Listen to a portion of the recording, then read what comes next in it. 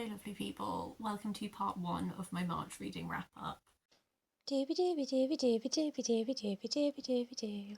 Doobie doobie doobie doobie doobie doobie doobie doobie Sophie vlogs. The house is still chaos. This is not what the final filming arrangement will look like, but it's the best I can do for now. And it does mean I can show you that my jumper has ducks on. How thrilling. March has been a very intense month, and I do feel like I've lost a bit of my brain. I'm going to do my best to talk to you about books in a cohesive way. I've sort of mixed together some of my do-a-thon reading and just normal reading. So I'm just going to dive into it. I'm going to waffle a bit. I'm going to tell you about what I read. Do-a-thon is a readathon which is all about reading books by Welsh authors, books set in Wales, anything that's drawing on Welshness in general. So I'm going to intersperse my do-a-thon reading amongst all the rest of my reading. And I'm going to start off with a do-a-thon read, and that is First Long Sequels by Jasper Fforde. Jasper Fforde is not Welsh, but he lives in Wales, and he often incorporates Wales into his books, which I really enjoy. This is the, I'm going to say, 5th book in the Thursday Next series. Thursday Next is a sort of literary detective who can read herself into the book world. She is part of a division within the book world, which she is both detecting inside the book world and outside of the book world, essentially. This book is interesting because there's quite a time jump between the previous book in the series and this one. Thursday is, I believe, in her 40s in this, and her son, who is a baby in the previous book, is now like a teenage boy. Officially, Thursday Next no longer works for the governmental organisation. It no longer exists now that we're this far in time. Unofficially, she is still keeping up her work inside the book world as a literary detective and all this kind of thing. In this episode, a lot of the drive of the plot is to do with Thursday knows that her son is going to become a big deal in the Chronoguard, which is sort of like the time police sort of vibe, but he does not seem to want to do that. And so a lot of this is about like both Thursday and other Chronoguard members like trying to get him to essentially like accept his destiny. Otherwise, we're going to hit a point where time sort of stops functioning because this thing is not going to happen. Amongst that, there are foes from Thursday's past who crop up. There is unrest in the book world. There's and then also Thursday is met with literary versions of herself, because by this point in time Thursday has become there are books based on her escapades, and you know from the very first book, The Air Affair, that that's going to happen because every chapter begins with a quotation, and often those quotations are either like from the novelizations of her escapades, or they are like interviews about how famous she becomes and that kind of thing. So I think that was a really interesting detail, like that thread has been present since the first book, and now we're starting to see it where she is having to engage with literary versions of herself. That was quite fun. This has what I've come to regard as like very classic Jasper Fforde pacing, where it's like pretty slow and there's lots of things happening, and you think, God, at some point surely these things should all start coming together, and then right at the end you get this like frenetic, like everything bringing together kind of vibe. I enjoyed this. I enjoy every Jasper Fforde. I don't like this as much as the others in the series, I don't think. I think for me, I think the ones off the top of my head that I enjoyed the most is book 2 and book 4. I think I really enjoyed. Because I like it when there's a little extra being explored. And in previous iterations, that's been stuff to do with like the genetic modification and ideas of humanity, or this kind of thing. Like I like when bigger discussions are had as well as like rollicks and good time. So I had a fun time. I don't think it's my favourite in the series, but I am going to keep reading them all because I like Jasper Fforde. On to my book club book. I realise I record my wrap-ups obviously at the end of the month, but my book club is like the start of the next month, and so every time I do a book club book, I'm always like, haven't had the meeting yet. But I joined an in-person book club, and each month different people take it in turns to choose, and my month is coming up and I really have to pick a book. I have no idea what they've read previously because they've been a book club for a very long time and I'm very new. But this month's choice was James by Percival Everett. This is a reimagining of Jim from Huckleberry Finn and sort of giving him a voice, exploring what these events might have been like from his perspective. I enjoyed this. I think this is the first book that the book club have chosen that I already knew about and actively was interested in reading. I did study Huckleberry Finn, but it was over a decade ago and I don't really remember it, and I didn't reread it. So there were flashes of this where I was like, I remember vaguely what this was like in the book, but I wasn't really able to do like a how does this compare to the original kind of thing, because I'm very fuzzy on the original. There are lots of things that I enjoyed about this. I think a lot of it swirls back to James's relationship with reading and writing. It becomes clear very early on that he is much more intelligent than he is portrayed to be in Huckleberry Finn, and that there is this element of performance. So all the enslaved people in this have a vernacular that they use exclusively around white people so that they perceive them as being much less intelligent than they are. And whereas James's inner monologue is incredibly, he has a rich vocabulary. There's these interspersions of these dream sequences where he will be debating with Voltaire and this kind of thing. So he's incredibly engaged in philosophical debate and political debate and this heightened language and all that kind of thing. But also in this, and there's this performativeness to how to play situations to try and ensure that you are as safe as you can be. There's a passage which I'm probably not going to be able to find now, but I posted it on my Instagram when I was reading this that I really enjoyed. Oh, here it is. When James has the ability to write, and he gains during this pencil and paper, and he writes this almost this call to selfhood that I really enjoyed. And so it's chapter 16 if you've read the book. My name is James. And then he has this thing, and then it closes off with my pencil I wrote myself into being, I wrote myself to here. And I loved the relationship that he has with writing and claiming identity and claiming self and all of that kind of thing. I thought that was really great. One of my criticisms of this is I do think that the female characters in it are a bit hard done by. None of the women in this really have much independent identity. His family is a big driving motivator for him, but you don't really get a sense of what they are like as people outside of their relationship to him.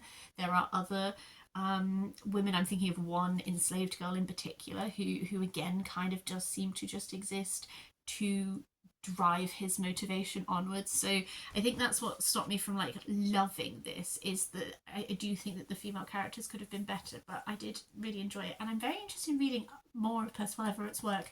I found it seems like such a stupid thing to say, but sometimes you make assumptions of things based on them being Booker Prize nominated. I found it so readable, such an easy read from a readability point of view, not from a subject matter point of view. Another Deweython read is this collection that is Beyond Hwnt, which is anthology of work by Welsh deaf and disabled writers, edited by Bethany Handley, Megan Angharad Hunter and Sioned Erin Hughes. I really enjoyed this collection. It is a very much it's quite a varied collection in both the form. There's lots of different forms explored in this. A lot of them are, I guess, short story forms, but there's also quite a lot of of poetry and freer form things and that kind of thing. And also the breadth of representation in regards to disability is fantastic. There are so many different perspectives and different lived experiences and people with different disabilities shown in this. So that's something that as I was reading it, I really noticed. I was like, oh, I appreciate it. Seems like effort has gone into to do this broad representation, and I really liked that. I turned down the corners of my two favourite pieces, because sometimes when it's a collection with lots of different authors, I just like to highlight the ones that I particularly enjoyed. I really, really liked Captions On by Ed Garland, which is exploring captions in film and the impact of captions in film, but then also talking about certain films that did captions in really interesting ways or really utilized that medium particularly effectively. And it was one of those essays where I was like, ooh, I want to read much more by this person. I want to get a much better understanding of their perspective and the things they think about. After that is Dyslexia, Dyspraxia and Desperation, The World of Work by Diffis Creavol. This was one which is much more of like a non-fiction sort of just like a summary of their life and how dyslexia and dyspraxia has impacted them. And I found it very sad, but just from the impact it's had, but also I found it incredibly relatable based on my knowledge of other people in my life who have gone through similar things. I just found that one really like hit home a bit for me, to be honest with you. And then finally, Baby-Led Healing by Katie Bennett Davis. It's just about this. It's again, it's a very much a memoir piece about finally becoming a parent and realizing that the fears of becoming a parent while disabled, that you might not be able to do X or Y or Z for your child, are actually completely unfounded because there is such a depth of empathy, understanding that you can provide to your child. Like this narrative of, it's non-fiction, but this narrative of being able to be an advocate for your child because you've learned how to be an advocate through your own disability journey and all of that kind of thing, and recognizing like the strengths of what you bring to parenting and all of that kind of thing. That really like made my little heart, I don't even want to have kids, but it made my heart a little melt.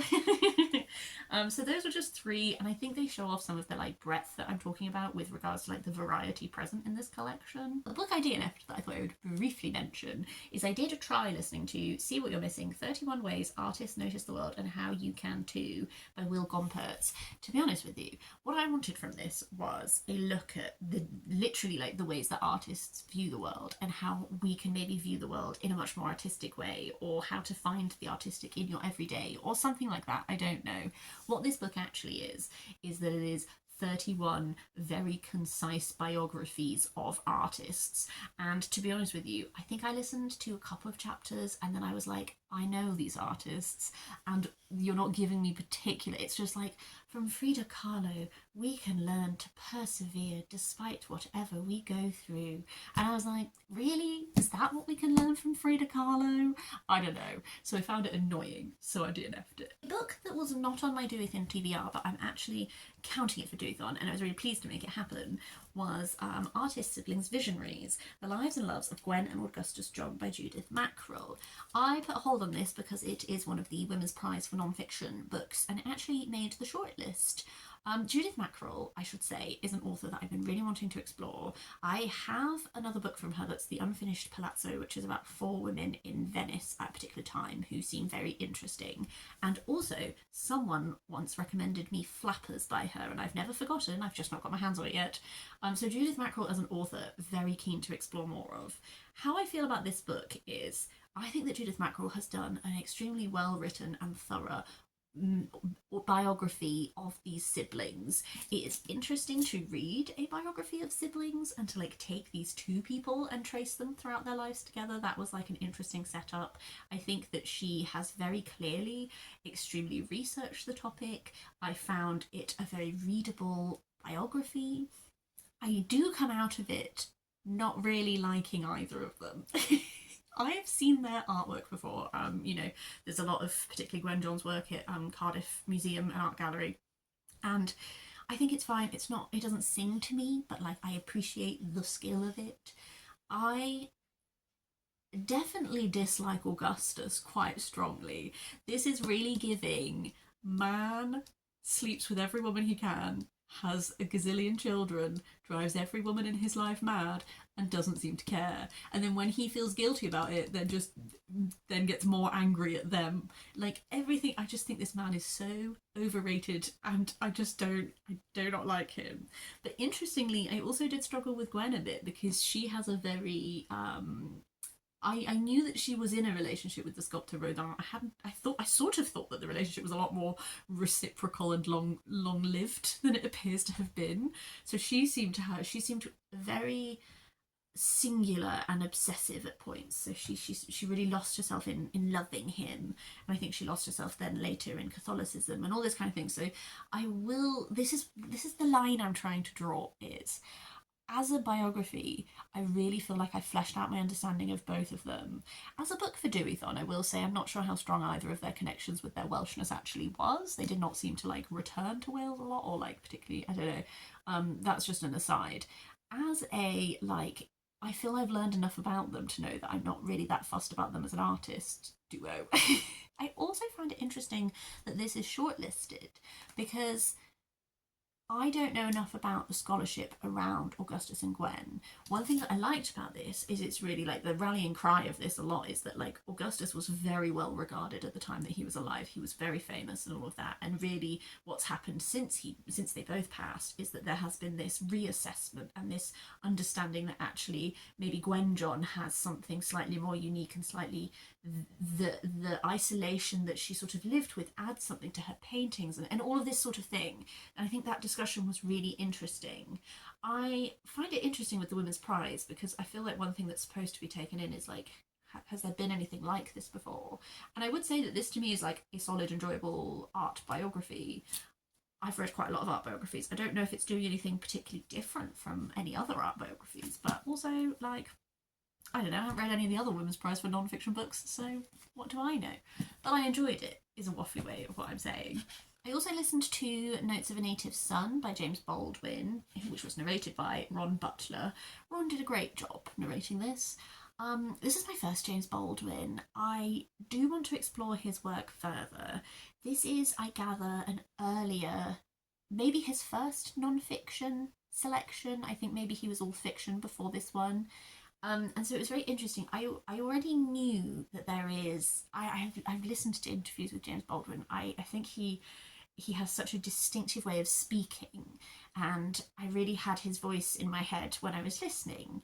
I do think that some of these, if I do him again, I would like to read him physically because I was really appreciating engaging with what he was saying. But there is like a denseness, there is a deliberately like the language use that he uses and all of that. Like I did find at times I wished I was physically reading it so that it would be easier to go back over what he was saying and really pull out, because I would be interested to know if this is him finding his voice or if this is the same tone that like continues. I feel like maybe he develops a little bit more with the rest of his non-fiction writing. So this is a waffly way of saying that particularly the titular essay and a couple of others I found very interesting. But as I was listening to it, I was like, oh, I wish I was reading this. I wish I could engage with it a bit more depth. Ultimately, I have Celebrations, Rituals of Peace and Prayer by Maya Angelou. I'm trying to read everything that Maya Angelou has ever written, essentially. This is a series of poems that were written for different sort of celebratory events and then gathered into this one place. I sort of had like a 50-50 experience with this collection. Half the poems in this collection I really love. This like celebratory, like On the Pulse of Morning was wonderful. Was it when Great Trees Fall? Some of these ones that are evoking celebration but also evoking like the grandeur of nature and this incredible connection to the world and all that kind of thing. I really loved those. And then there's sort of like a vein of poems that I didn't really care for. Like one of them is just like, it's Oprah's birthday. Isn't Oprah great? And I was just like, so I like the ones that, and then also a few of them are very religious, which is absolutely fine. But because I'm not religious, I also just think I didn't really connect with the ones that were incredibly like based in her Christian faith either, because it's just not a frame of reference I feel particularly connected to. I just got out of the library on a whim because I haven't read any Maya Angelou in a while, and it's always enjoyable to revisit. The final book I have to talk about is My Lady Jane by Cynthia Hand, Brodi Ashton and Jodi Meadows, which is narrated by Katherine Kellgren. I have to say, Katherine Kellgren did a fantastic job narrating this. This is a sort of reimagined history. It's a YA, and it is taking Lady Jane Grey, and it's reimagining that point of history. And one of the biggest differences is that this is a world in which you have, I've already forgotten what they call them, but there's essentially like some people can magically change into animals, and that's kind of being used as a bit of a religious metaphor because persecution of these people, rights for these people, etc. And the reason that I want to commend the audiobook is this is one of those books that is told with a very particular tone and a very particular humour. And I actually think if I had read it physically, I might not have got on with that as well. But Katherine does such a fantastic job narrating it. She puts such performance and delivery and personality into the performance that I think it made me get it. I was like, do you know what? Actually, this is a performance and I'm here for it. So I think that doing the audiobook was actually the right way to do this. It's a bit like heightened over the top silly. As an example, you might have seen the show. I haven't seen the TV show, but like one of the most famous things from this is that like King Edward needs and has no heir, is dying, so he names Jane Grey as his successor, but he then marries her off to Lord Gifford Dudley, who is one of these magical animal people but can't control his power, so he spends all day as a horse and then all night as a man. And like there's a lot of like very funny bits and that kind of thing. It's a bit of one of those books that's just like a rollicking good time, and there's plots and there's scheming and there's all this kind of thing. I found myself really annoyed at the end because I was having a wonderful rollicky time. It was probably a bit long, like, and it does get a bit like YA, like, ooh, who I have a crush on you, and then there's misunderstandings and blah blah, which is not like my biggest vibe. But I was like, I'm here for a fun time. I'm having a fun time, and then I got really irrationally annoyed at the end, where with its like attitudes towards history, where it was essentially like Mary the First is bad, evil, terrible woman. Bess, Elizabeth, is like the greatest ruler the lands will ever know, and isn't she an angel of a woman? And I'm like, history? What? So I had some issues with like the just sweeping statements about these people as individuals, but that's to one side. That's not what the book is for. So it was a good time, and I'm glad I listened to it. And it was a bit of an impulse listen when I didn't have any other audiobook holds come through yet, so that was fun. That's everything for part 1. I would love to know if you have read any of these. Do let me know your thoughts in the comments down below, and part 2 hopefully coming to you next week. Until then, I hope you have a lovely day.